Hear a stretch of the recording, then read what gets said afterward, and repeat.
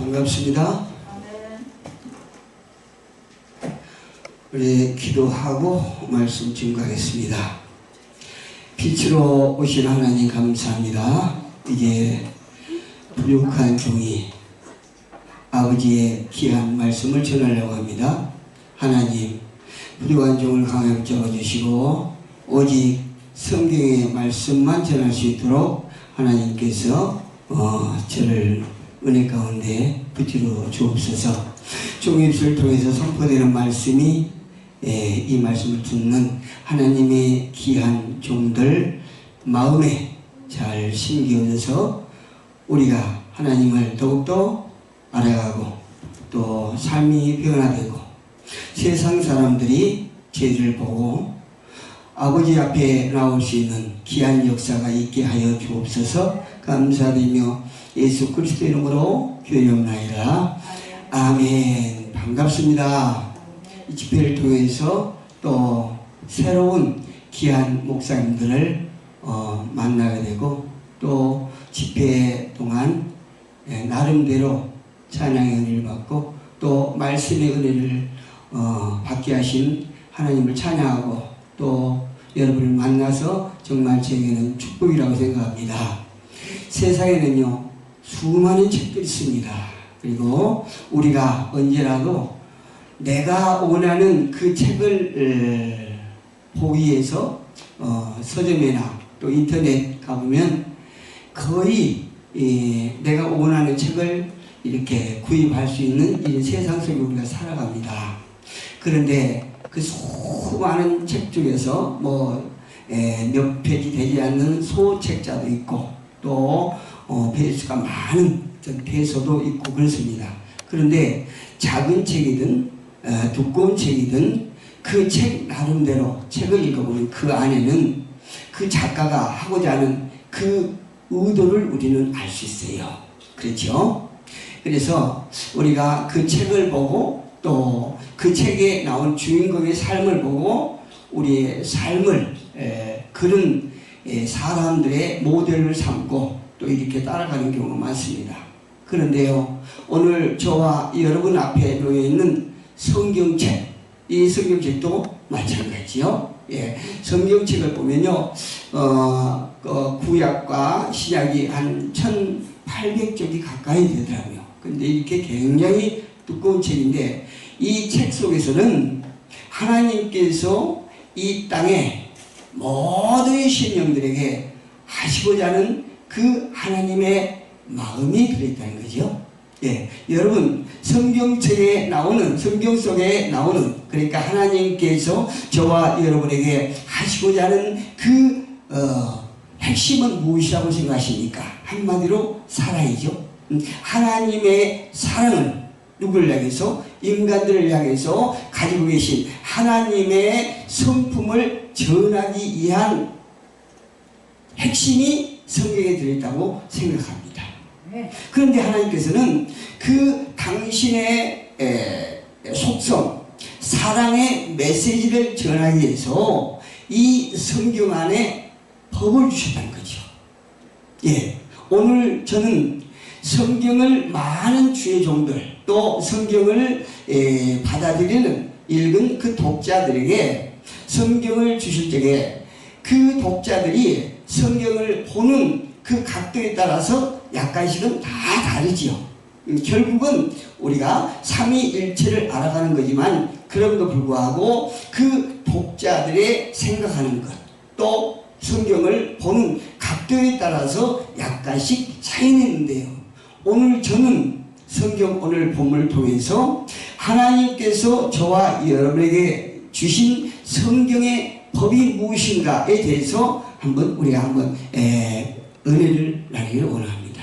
하나님께서 저와 여러분에게 성경을 통해서 주신 법은 먼저 율법이라는 거죠. 이 율법은 하나님께서 주신 율법이에요. 그 다음에 이 율법은 누구에게 주신 것인가? 죄인에게 주셨다는 거죠. 할렐루야. 죄인에게 주신 법이에요.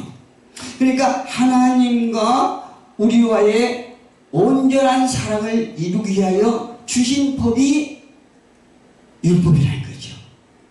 우리 조금 난해하게 되네요. 그러나 율법은 인간으로 하여금 죄를 깨닫게 하고요. 하나님의 요구를 충족시키기 위해서는 이 법을 지켜야 된다는 거지요. 이 인간의 법을 지켜야만이 생명이 주어지는 법이에요. 아멘. 예, 율법이요. 그래서 인간들은 그 법을 지키기 위해서 무더위도 노력해왔고, 그럼에도 불구하고 계속 실패를 거듭해 왔었습니다. 우리는 성경에 다 이제 성경을 연구하시고 말씀을 선포하신 우리 목사님들인데요. 저도 그렇고 우리 목사님들도 설교에 이런 말씀을 하실 거예요.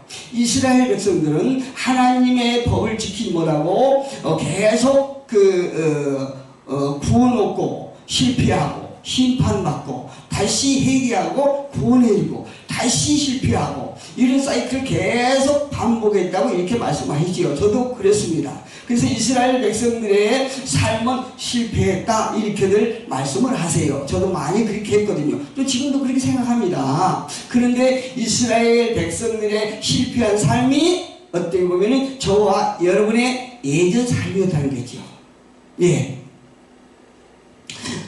이 율법을 인간은 잘 지켜야만이 생명이 주어지는 법이에요. 그래서 인간들은 그 법을 지키기 위해서 노력을 했고, 반대로 그 법을 지키지 못할 경우에는 사형이 선고되는 거죠. 법을 지키지 못하면 당연히 심판이 이루어진 것은 당연한 거겠지요. 그렇다면 죄는 언제부터 이 땅에 들어왔을까? 사도 바울은 로마서 5장 13절에서 이렇게 말하고 있습니다. 죄가 율법이 있기 전에도, 오늘 제가 서두에서 말씀드린 이 율법이 이 땅에 있기 전에도 세상에 전에도 있었으나, 죄가 있었다는 거요. 죄가 있었으나 율법이 없을 때는 죄를 죄로 여기지 아니하였느니라. 그렇죠. 우리가 하나님의 말씀을 우리 앞에 들여두고 우리 내면을 보실 적에 이거는 죄구나, 이거는 죄가 아니구나 우리가 얘기를 할 수 있지 않습니까? 그러니까 다시 말씀드리면 율법이 그 죄의 기준이 된다 이 말씀이에요. 그래서 우리가 율법을 알지 못하면, 하나님께서 우리에게 주신 법을 알지 못하면 죄가 어떤 것인지 우리가 깨달을 수 없고 죄가 무엇인지 알 수 없었다라고 이렇게 말씀을 하고 계시는 것이요. 그런데 인간의 심판을 받지 않게 해서 노력을 했음에도 불구하고 완전할 수는 없었어요. 인간이 계속 그 율법을 지키기 위해서 힘쓰고 애쓰고 노력하고 1년마다 짐승을 잡아서 하나님 앞에 드렸지만 다시 죄를 짓고 이런 사이클이 계속 반복되지 않습니까? 하나님께서는요, 이스라엘 백성들과 언약을 맺으시고 얼마 못 가서 이스라엘 백성들은 그 언약을 파기하고, 하나님께서는 다시 이스라엘 백성들과 언약을 다시 갱신하고, 이런 사이클이 계속 돌아가는 거죠. 그렇다면 우리가 여기서 한번 캐시온 마크를 붙여보고 싶은데요, 이런 결과가 왜 나왔을까요? 그것은 한마디로 말씀드리면 우리 인간은 모두가 죄인이고 불완전하고 유한하다는 거죠. 예, 우리 인간의 능력으로는 누구도 그 율법에 다 이르지를 못하는 것이 우리 인간의 존재예요. 그렇다면 결국 죄 가운데 인간은 저주받아야 맞지요. 심판받아야 당연하지요. 그렇죠. 그러나 이 다음 구절에서 하나님의 속성을 우리는 알 수 있습니다. 에레미야 32장 31절 이하에 보니까요, 이런 말씀이 있어요. 에레미야는 여호와의 말씀이니라, 보라 날이 이르리니 내가 이스라엘 집과 유다 집에 새 언약을 맺으리니, 이렇게 말하고 있어요. 누가요? 에레미야가 하나님의 말씀을 전하고 있는데, 하나님께서 에레미야의 입술을 통해서, 입을 통해서 이스라엘 백성들에게 말씀하시는데, 여호와의 말씀이니라, 보라 날이 이르리니 내가 이스라엘 집과 유다 집에 새 언약을 맺으리니. 새 언약이라고 하는 말씀이요, 단어가요, 구약에서 여기밖에 안 나와요.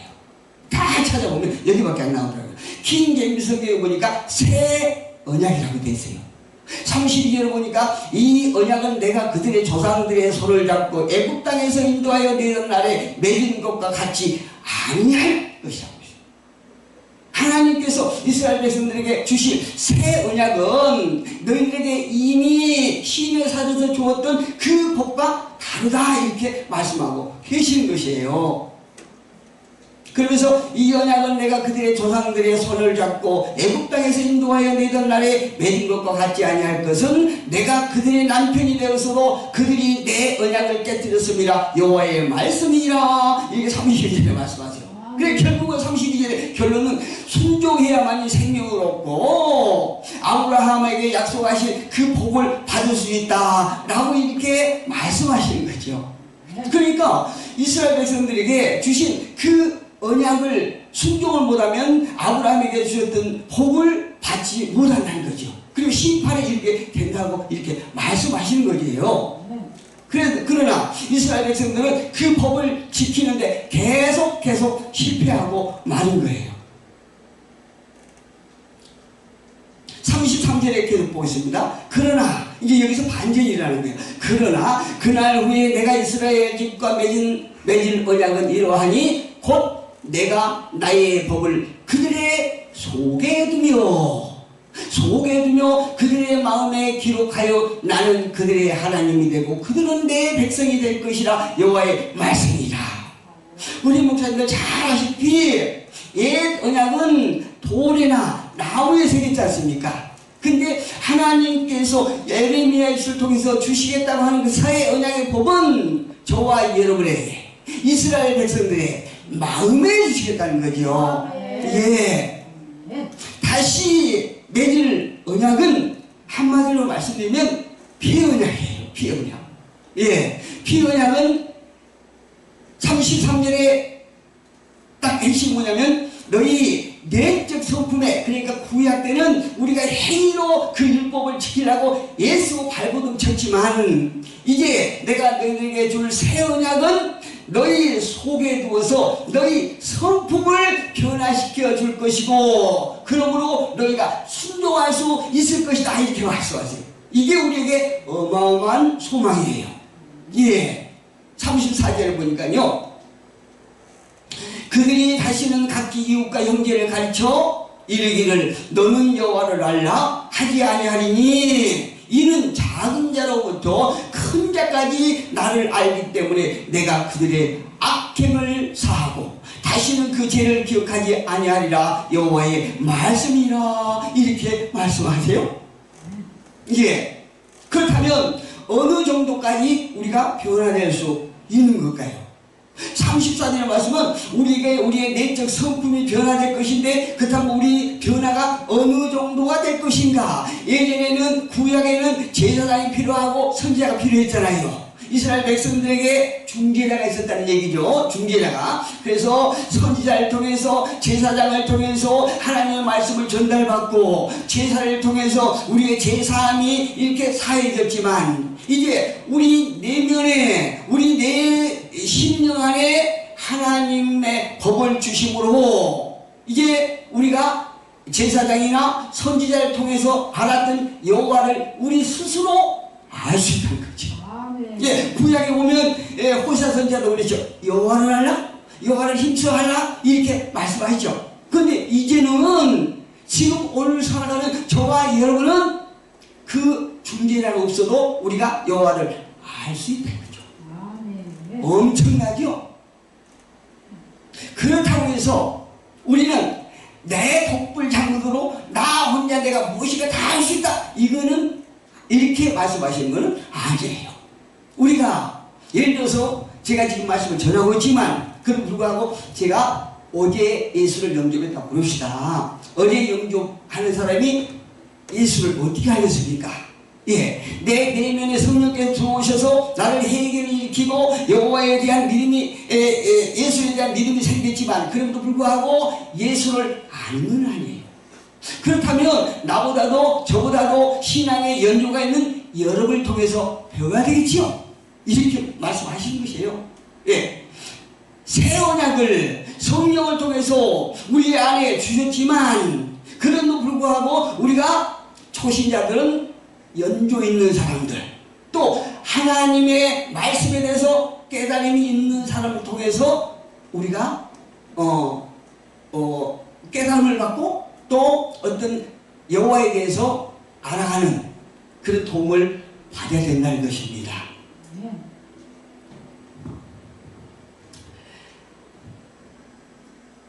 이 말씀을 이스라엘 백성들에게 저와 여러분에게 주신 새로운 약속을 더 구체적으로 한번 알아본다고 그러면요, 이사야 55장 3절을 보니까 너희는 귀를 기울이고 내게로 나오라, 나와 들으라.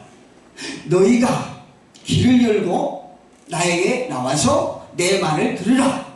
그리하면 너희의 영혼이 살리라. 여호와의 말씀을 들으면 우리 영과 혼이 살 것이다 그 약속하세요. 예, 그러시면서 내가 너희를 위하여 영원한 언약을 맺으리니 곧 다윗에게 허락한 확실한 은혜니라. 할렐루야. 이 말씀 무슨 말씀일까요? 이 말씀을 제가 꽤 오래전부터 계속 봤거든요. 다시 한번 읽어보겠습니다. 귀를 기울이고 내게로 나와 들으라. 그리하면 너희의 영혼이 살리라. 내가 너희를 위하여 영원한 언약을 맺으리니 곧 다윗에게 허락한 확실한 은혜니라. 여기 보면 이사야 선지자를 통해서 여호와께 나와 들으면, 예를 들어서 하나님의 말씀에 귀를 기울이고 말씀에 포용하면 너희가 영생을 얻을 것이다. 할렐루야. 여러분, 하나님의 말씀을 통해서 우리가 구원받게 되죠. 하나님의 말씀을 들음으로 우리가 믿음이 생기지 않습니까? 그래서 말씀을 듣고 말씀을 포용하면 우리에게 영생이 얻어질 것이다. 그 다음 후반에 보면 다윗에게 허락한 확실한 은혜니라. 이것이, 그 다음에 다윗에게 허락하신 영원한 약속은 무엇일까요? 이것은요, 하나님께서 계획해 놓으신 때가 되어서 메시아가 고난을 당하여 죽음을 당할 것이지만, 왜 메시아가 고난을 당합니까? 저와 여러분의 죄를 통해서, 이스라엘 백성들의 죄를 통해서 메시아가 십자가에 달리는 수모를 당하게 될 것이지만, 그래도 불구하고 끝내는 부활하여 영원히 통치할 것이다. 예, 예수 그리스도야말로 만왕의 왕임을 믿으시죠? 예, 영원한 왕심을 믿으시기를 주님의 이름으로 축복합니다. 그리고 이 메시아를 통해서 하신 약속은 변경될 수가 없다는 얘기죠. 취소가 될 수 없다는 거죠. 여러분, 이 다윗에게 약속하신 그 약속을 받으셨습니까? 예, 이 약속은 영원한 은혜예요.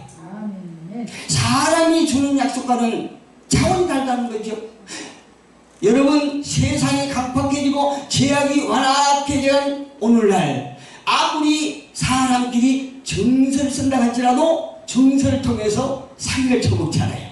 이런 세상에 우리가 살고 있습니다. 그런데 하나님께서 저와 여러분에게 약속하시고 주신 그 다윗에게 약속하시던 확실한 은혜는 절대 취소가 될 수가 없고 변경될 수 없다는 사실을 우리가 굳게 잡아야 됩니다. 두 번째로, 하나님께서 성경을 통해서 주신 법이 어떤 것이냐? 자유의 법이에요. 자유의 법. 하나님께서는 인간에 주신 새롭고 영원한 언약은 무엇이냐? 바로 예수 그리스도라는 거죠. 할렐루야. 이 에레미야 입술을 통해서, 이사야 입술을 통해서 이미 수천 년 후에 오실 메시아에 대해서 말씀하시고 계셨다는 거죠. 새롭고 영원한 언약이 바로 다름 아닌 예수 그리스도인 것입니다. 여러분, 예수만이 우리의 영원한 자유함을 줄 수 있는 분이라고 믿습니까? 예, 우리가 세상 것을 소유할 수도 있지만 우리가 육신을 입는 동안 이 땅의 것이 필요합니다. 예, 우리가 여러분 목사님들 다 경험하시지만 우리가 복음을 전할 때에 물질이 필요하지요. 지금 전도지만 좋아하고 잘 안 맞지 않습니까? 우리가 예배 드리는데도 하나님 앞에 또한 어떤 우리 몸을 가지고 우리 상한 마음을 가지고 나올 수 있지만 그래도 불구하고 예물을 가지고 나오라고 그러지 않습니까? 그래서 우리는 예물이 필요한 거죠. 이 땅에 물질이 필요하다 이 말씀이에요. 그러나 이 땅에 세상 것에 많은 소유가 필요하지만 그럼에도 불구하고 우리에게 영원한 자유는 예수 그리스도심을 믿으시기를 주님으로 축복합니다. 그리고 예수 안에서 저와 여러분이 가부가 되시기를 부탁드립니다. 예수를 통해서 우리는 우리의 삶이 윤택해지고 풍부해져야 될 의무가 있는 것이에요. 그러나 예수 밖에서 아무리 우리가 부유하다 할지라도 그것은 아니라고 성경은 말씀하고 계십니다. 요한복음 8장 31절 32절에서 이렇게 말씀하세요. 그러므로 예수께서 자기를 믿은 유대인들에게 이르시되 너희가 내 말에 거하면 참으로 내 제자가 되고 진리를 알지니 진리가 너희를 자유케 하리라. 할렐루야.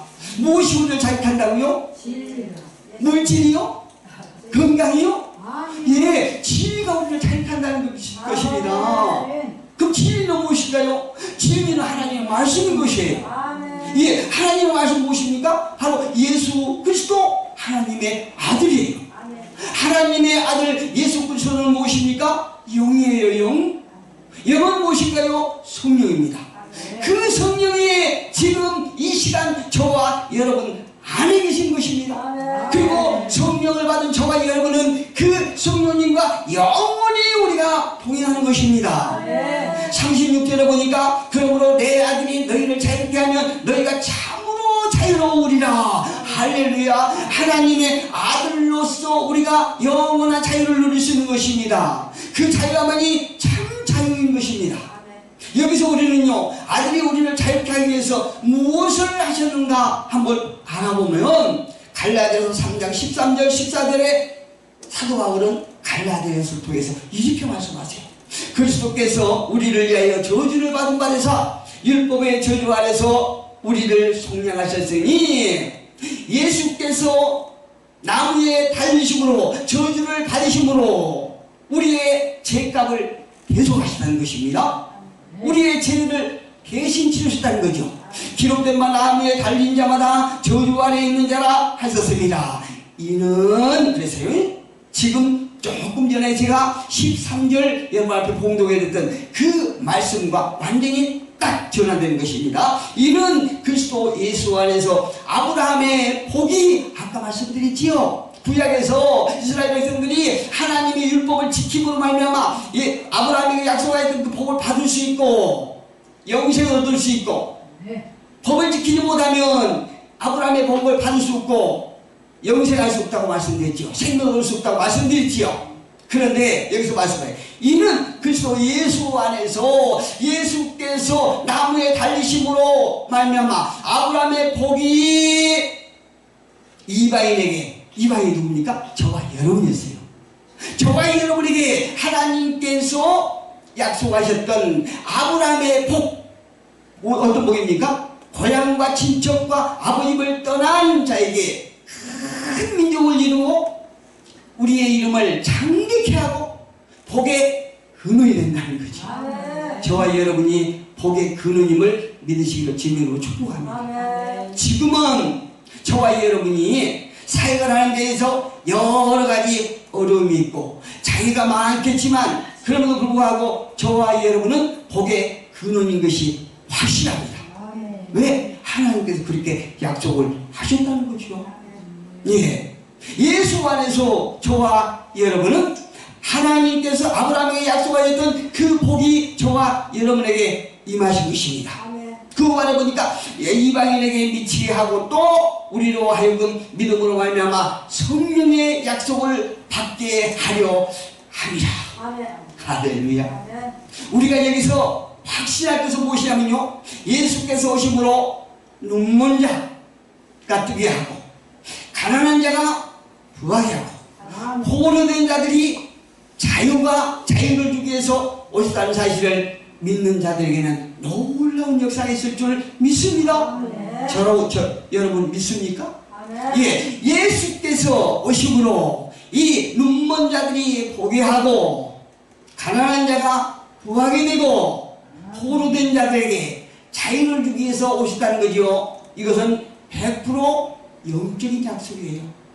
하나님을 알지 못한 자들에게 하나님을 아는 복을 주고 눈을 뜨게 하고 가난한 자, 우리가 심령이 가난한 자들에게 우리가 하나님께서 예수를 통해서 부하게 하시고 죄로 말미암아 우리가 포로돼 억압에 있는 자들에게 우리가 자유함을 얻게 하기 위해서 예수께서 오셨다는 것입니다. 그리고 그 사건을 믿는 자들에게는 하나님께서 약속하신 그 약속이 이루어진다는 것입니다. 그리고요, 그 일은 실제로 이루어지고 있는 것입니다. 누가복음 4장 16절 20절 한번 보면요, 이런 말씀이 있습니다. 예수께서 그 자라나신 곳 나사렛에 이르사 안식일에 늘 하시던 대로 회당에 들어가사 성경을 읽으려고 서심해 선지자 이사야의 글을 들거늘 책을 펴서 이렇게 기록된 데를 찾으시니 곧 주의 성령이 내게 임하셨으니 이는 가난한 자에게 복음을 전하게 하시려고 내게 기름을 부으시고 나를 보내사 포로된 자에게 자유를 눈먼 자에게 다시 보게 함을 전파하며 눌린 자를 자유롭게 한다 말씀하세요. 여러분 눈이 다 뜨셨다고 믿습니까? 예, 영적인 눈이 활짝 뜨기를 축복합니다.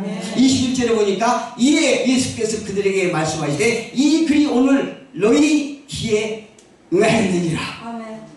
하나님의 약속을 믿으시기를 주님으로 축복합니다. 성경에서 저와 여러분에게 주신 법 세 번째는요, 생명의 법이에요. 생명의 법. 자유한 사람은 어떤 사람일까요, 여러분? 예수 안에 있는 것을 믿는 사람이에요. 정죄함이 없는 사람이에요. 여러분 정죄함이 있습니까? 없지요. 예수의 피로 우리의 죄는 다 씻어짐을 믿으시기를 주님으로 축복합니다. 저와 여러분은 정죄함을 받지 않아요. 그렇다면 사람이 어떻게 정죄함이 없이 살 수 있을까요? 하나님의 생명이신 성령께서 내 안에 계신 것과 여러분 안에 계신 것, 나의 안에 계신 성령께서 똑같은 성령이 여러분 안에도 계신 것과 또 저와 여러분을 통하여 일하게 하심을 믿으면 가능한 거예요. 저와 여러분, 우리의 상황이 어떨지라도, 우리의 형편이 어떨지라도 우리 안에 성령이 계심을 믿으시기를 주님으로 축복합니다. 로마서 8장 1절 2절에서 사도 바울이 이렇게 말합니다. 그러므로 이제 그리스도 안에 있는 자들에게는 결코 정죄함이 없나니 이는 그리스도 예수 안에 있는 생명의 성령의 법이 죄와 사망의 법에서 너를 해방했습니다. 여러분, 이거는 제가 좀 어리석은 질문인데요, 성령의 법이 강합니까? 죄와 사망의 법이 강합니까? 성령의 법이 강하지요. 예, 만왕의 왕께서 주신 성령의 법이 우리를 주관하신 것이에요. 죄와 사망의 법이 우리를 주장했던 그 시대는 이미 지나고 성령께서 우리 안에 임하심으로 이제 죄와 사망의 법은 물러갔다는 것입니다. 예수님이 이 땅에 오신 이유는 정죄하기 위해서 오셨을까요? 아니에요. 저와 여러분에게 생명을 주시기 위해서 오심을 믿습니다. 요한복음 10장 10절에 말합니다. 도둑이 오는 것은 도둑질하고 죽이고 멸망시키는 것뿐이요 내가 온 것은 양으로 생명을 얻게 하고 더 풍성히 얻게 하려니와. 여러분 하나님으로부터 많은 걸 받으셨지요? 예, 그런데 더 풍성히 받으시기를 축복합니다. 예, 아버지께서 약속을 하신 거예요. 더 풍성히 받게 해주시겠다고 말씀하신 우리 그게 약속이에요. 이제 저와 여러분 안에 생명의 법이 주어졌습니까? 이 생명은 없어지지 않을 것입니다. 약해지지도 않을 것입니다. 언제나 저와 여러분 안에 살아 운동할 것입니다. 어디서요? 저와 여러분 안에서 살아 움직인단 말이에요. 여러분 못 느끼시나요? 믿으시기를 축복합니다. 저와 여러분이 생명의 법이신 예수를 믿는다면 더 이상 저와 여러분은 죄와 심판으로 두려워하고 정죄하는 것이 아니라 생명을 가진 자로서 자유함을 누리는 삶을 살아갈 것입니다. 성경은 다음과 같이 약속합니다. 내가 그들에게 영생을 주르니 영원히 멸망하지 아니할 것이요 또 그들을 내 손에서 빼앗을 자가 없느니라. 누구 안에서? 예수의 손 안에서 저와 여러분을 빼앗을 자는 아무도 없다는 것입니다.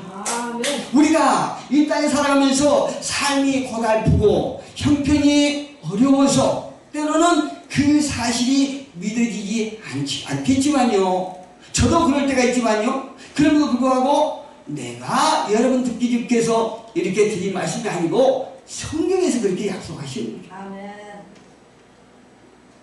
오늘 본문 그렇잖아요.